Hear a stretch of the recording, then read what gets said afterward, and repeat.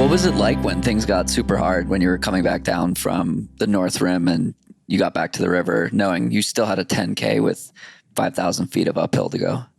Yeah. I mean, I think, the two of us definitely didn't bring enough electrolytes.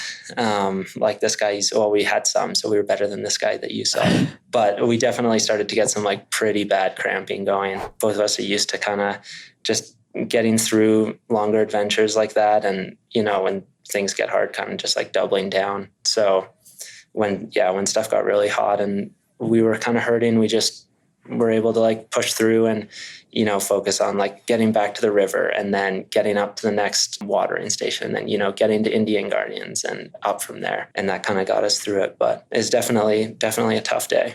There's been some dialogue on Twitter lately about like podcasters not asking hard enough questions and people just saying, oh yeah, that's cool.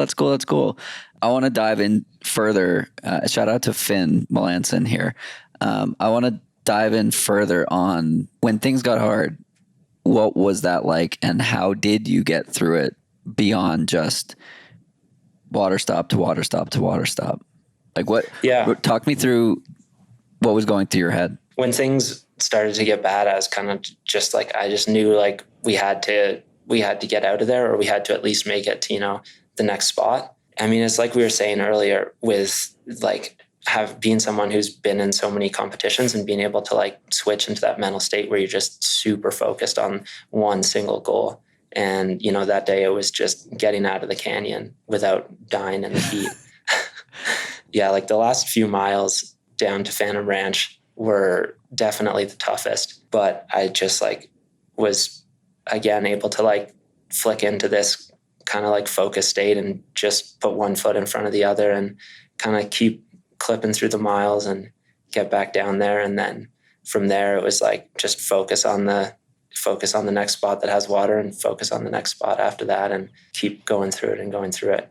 And it's a little bit different in a race because obviously you plan to be in like the perfect shape and in the best state possible, which makes things a little bit easier. But when you're, full of lactic acid and it's just like, and you're pushing up some big 3,000 foot climb, it's kind of similar, even though you're going slow, even though it's going much slower in the canyon. It's a similar feeling of like, okay, this is super hard, but like I've done this before. I know I can do it. And I'm just going to keep going and get through. So my experience was a little different. I had never done anything like that before. And my context was get out or die, basically. Like what are your options? You climb or you take a helicopter out. Like those are the two options. And so I vividly remember talking to my GoPro and just being like, there's nothing else to do but just keep moving forward, right? Like one foot in front of the other. And so to me, the value in doing something like stupid hard like that is it strips you down to the only thing that matters is forward progress. And so we get to these places in our lives when like work is hard or business is hard, work is hard, life is hard, etc.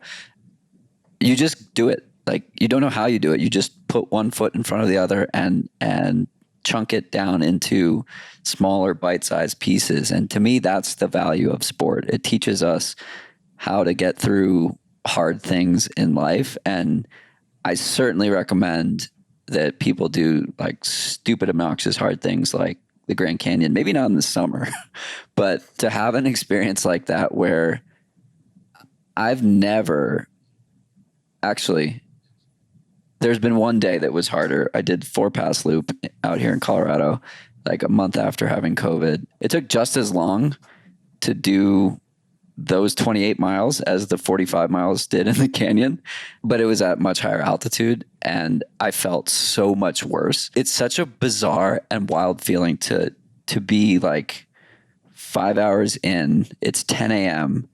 and you're like, I'm a quarter of the way through my day or a third of the way through the day. Like buckle up. If you talk to someone who doesn't run, they're like, this is the dumbest thing. Why would you ever do such a thing? But people like us, it fills our cup and it teaches us how to be better in every other aspect of life. And it's so cool to be able to have experiences like that. And I'm so grateful that like we have bodies that enable us to do such a thing. And then the other crazy part is that like some people go through life never experiencing the kind of wonder that exists in nature, and that part's sad. Do you ever think about that from like a gratitude perspective around like how cool is it that you get to go out and grind that hard in such cool places? Definitely. I mean, I think to outsiders, it just sounds like we're crazy people who want to hurt ourselves. But yeah, you have these experiences, and it really is kind of like life changing, and it helps you out in so many other areas of life. And you're like, if you're having a tough day at work, or, you're going to have a tough couple weeks or months, there's lots of things going on. Like if you've had a day where, you were just out there in the dark, kind of like grinding through the last few hours of a massive adventure, you kind of know, like I've done this before and I know how to just double down and get through things.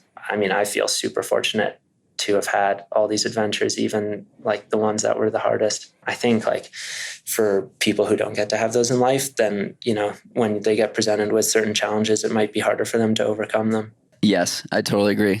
I love that last point, not for them, but for our ability to get through hard stuff.